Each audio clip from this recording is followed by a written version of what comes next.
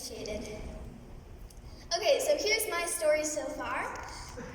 So I grew up in California, which made it really difficult to pack for this trip. But it was really easy for my dad because he is a programmer for Microsoft, and he travels around the world teaching different people about code.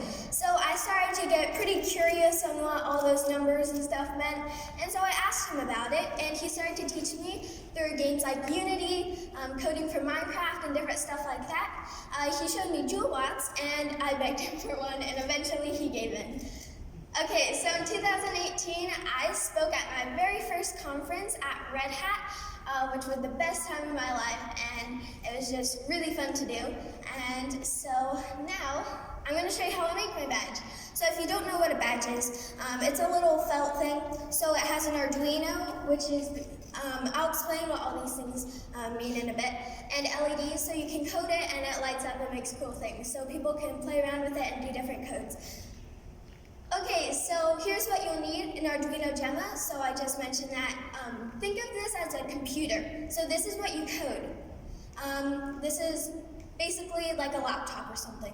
And then you'll need conductive thread and needles, and what these do is it's like a power cord. So it plugs from your computer, and then the LED sequence is your final destination. It's the outlet, just to make sure the code is running smoothly. And you'll also need felt for your workspace. So anything optional is decorative, different things like that. So here's your plan. You don't need to make it as detailed or anything. I just did it because, well, I'm speaking. But you will need to map out a few things, and at your Gemma, you need to map out the ground, or GND, which is a metal plate, also the D1.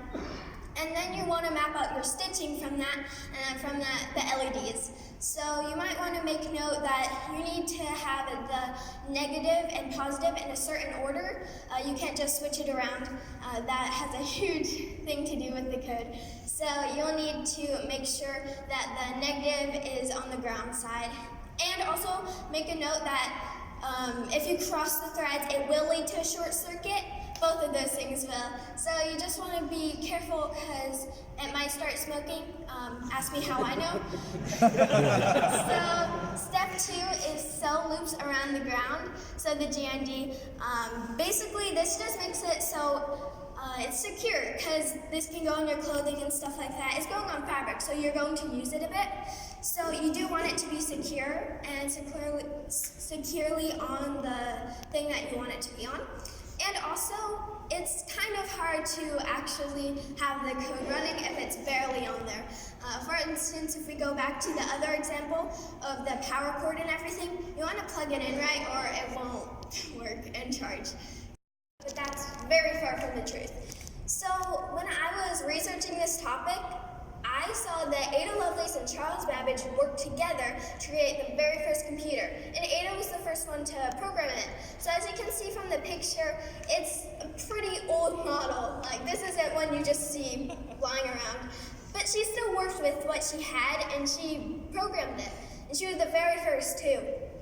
So who invented computer software? So Grace Hopper invented the very first system, and this was back in the 1950s. She also worked in the Navy, and that's really impressive because not a lot of women worked in the Navy back then, and so she's a really great role model.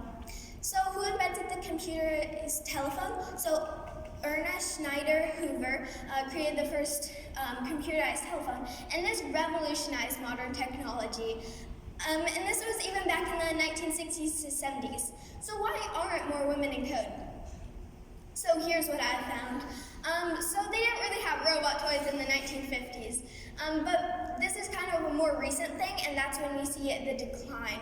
So I'm not saying that these toys aren't good, because nowadays we see a lot of male programmers, and that's because those kind of electronic toys go more to the boys' aisle.